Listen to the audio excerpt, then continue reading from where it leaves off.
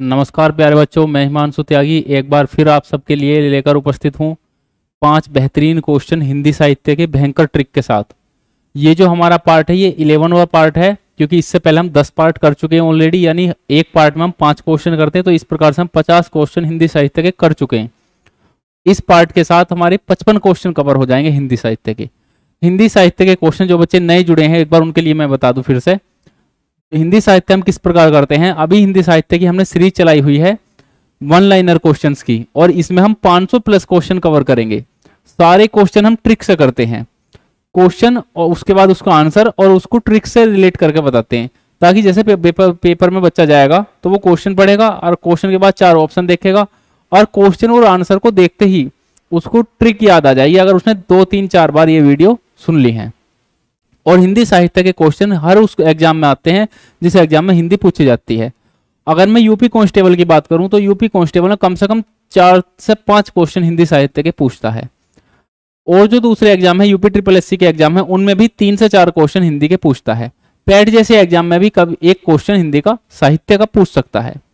तो और साहित्य ऐसा पोर्शन है हिंदी का जो हर कोई बच्चा कर नहीं पाता, क्योंकि ये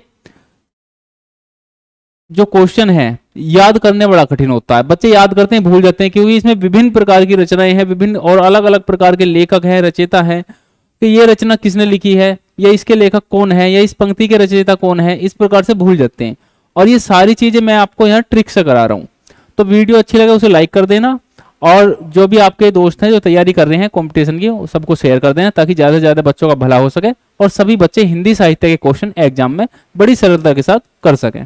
तो शुरू करते हैं अपना अगला पार्ट।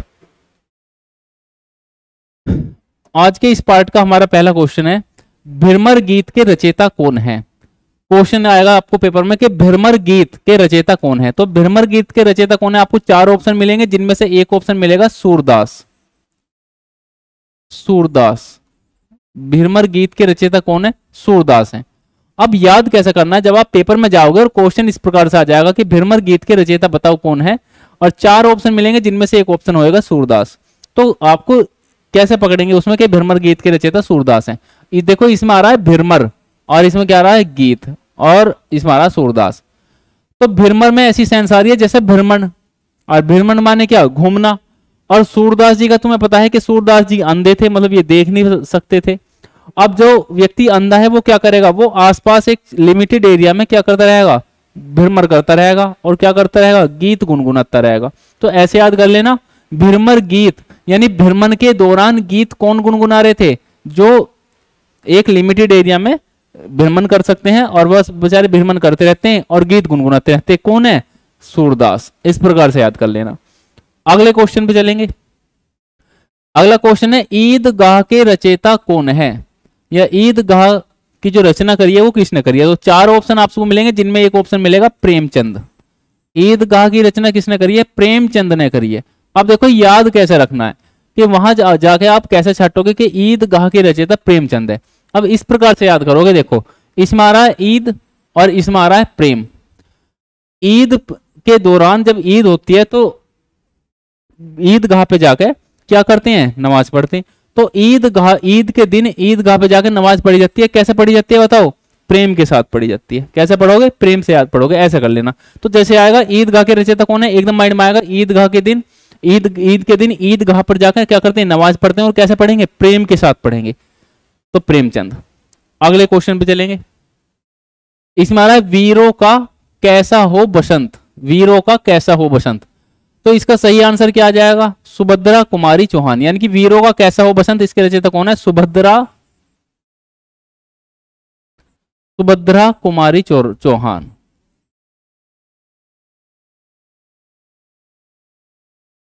अब याद कैसे रखना है, सुभद्रा कुमारी चौहान। अब याद देखो इस प्रकार से रखोगे, इसमें आ रहा है वीर। अब देखो जैसे मान के चलो किसी दूसरे देश से, भारत का किसी दूसरे देश से युद्ध हो गया, तो उस कंडीशन में हम क्या करेंगे, जो हमारे वीर हैं, वीर कौन है, जो हमारे सेना है, जो सैनिक है उन्हें हम वीर बोलते हैं। तो सेना के जो जवान हैं, जो सैनिक है, उन्हें हम वीर बोलते हैं। तो हम उन वीरों के लिए क्या कहेंगे कि वीरों का कैसा हो बसंत, शुभ होना चाहिए।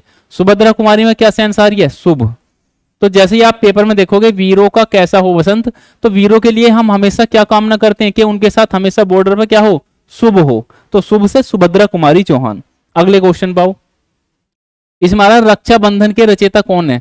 तो रक्षाबंधन के रचयिता कौन है, चार ऑप्शन आपको मिलेंगे जिनमें एक ऑप्शन मिलेगा हरि कृष्ण प्रेमी, हरि कृष्ण प्रेमी। अब देखो इसमें आ रहा है रक्षाबंधन, रक्षाबंधन का एक त्योहार होता है और उसे हर कोई, हरि से क्या आ रहा है, हर कोई कृष्ण की तरह कैसे मनाता है, प्रेम से मनाता है। रक्षाबंधन का जो त्योहार है उसे हरि से हर कोई कृष्ण की तरह प्रेम से मनाता है। रक्षाबंधन के त्योहार को हर कोई कृष्ण की तरह प्रेम से मनाता है, ऐसे याद कर लेना। इसके बाद अगले क्वेश्चन पे चलेंगे, अंधेर नगरी के रचयिता कौन है, ऐसा क्वेश्चन आ जाएगा। कौन है, भारतेंदु हरिश्चंद्र है, भारतेंदु